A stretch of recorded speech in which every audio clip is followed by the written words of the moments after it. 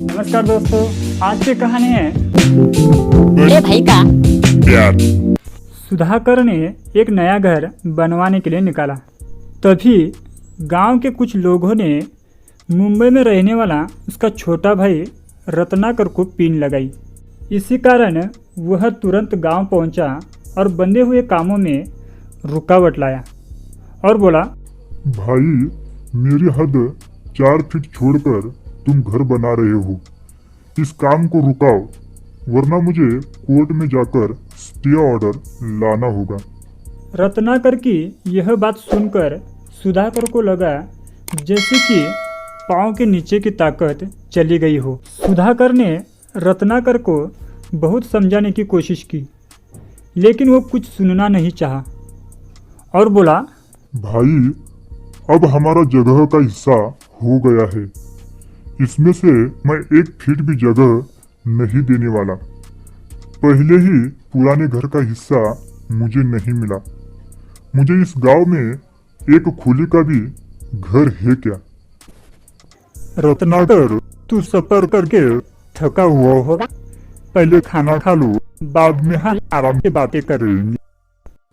भाई, मुझे पता है कि तुम मीठी मीठी बात करके मुझे फंसा रहे हो, मुझे धीरे धीरे से लूट रहे हो।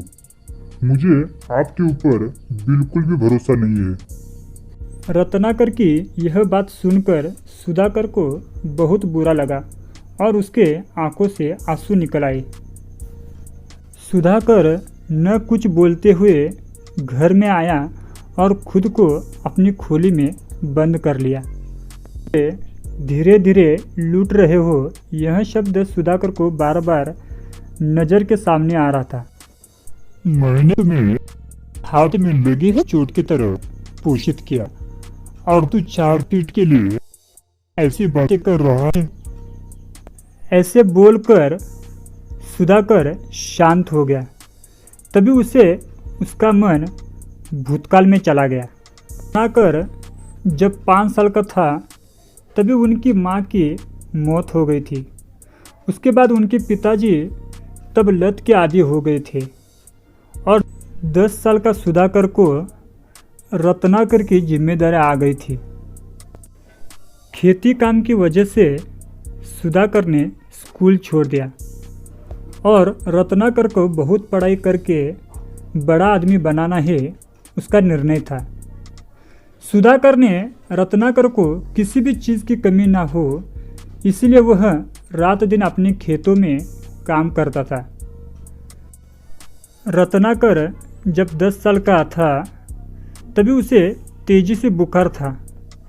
उसका इलाज करने के बावजूद भी बुखार कम नहीं होता था।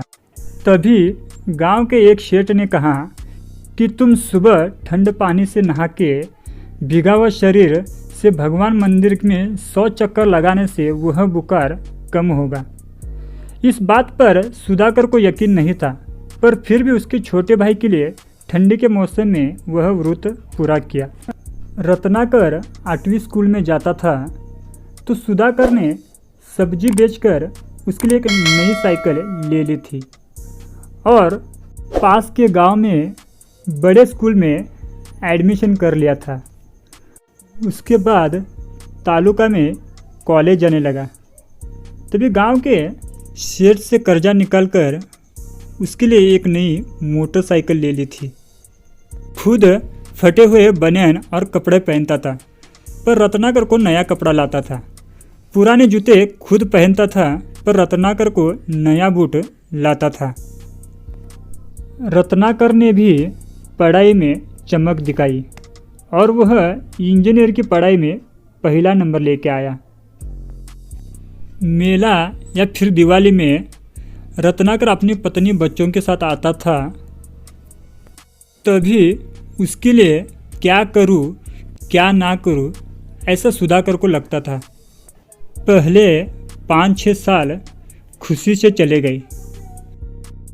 खेती में जो फसल आता है वो सब सुधाकर कितने सालों तक अकेला खाता आ रहा है। मीठी बात करके तुमसे सारी जायदाद हड़प करने का इरादा चल रहा है। ऐसे बोलकर गांव के 4-5 लोगों ने रत्नाकर के कान भर दिए। उसके बाद मेले के दिन ही दोनों को खेती और जगह की बंटवारा हो गया। कुछ महीने में ही सुधाकर ने 4 फीट जगह छोड़कर घर बना लिया। उसके बाद घर की शांति का निमंत्रण देने के लिए मुंबई गया। वहाँ दोनों में कुछ इधर उधर की बातें की। रत्नाकर, तुझे पुराने घर का हिस्सा नहीं मिला इसलिए तू मेरे ऊपर नाराज होना, पर ये देख मैंने नया घर बनाया है। वह नया घर तुम्हारे नाम पे ही किया है।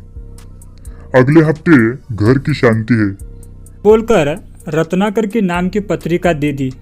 ये सब देखते हुए रत्नाकर के आंखों से आंसू निकल आए और वह पत्रिका कागज भीग गई और भाई भाई ऐसे कहते हुए दोनों एक दूसरे को गले लगे। घर के कामों में बाधा डालकर भी दिल में घर बना लिया। दोस्तों, बोलते समय शब्द का आधार होना चाहिए, धार नहीं, क्योंकि किनारे वाले शब्द मन को काटते हैं और आधार वाले शब्द मन को जीत लेते हैं। कहानी आपको कैसे लगे?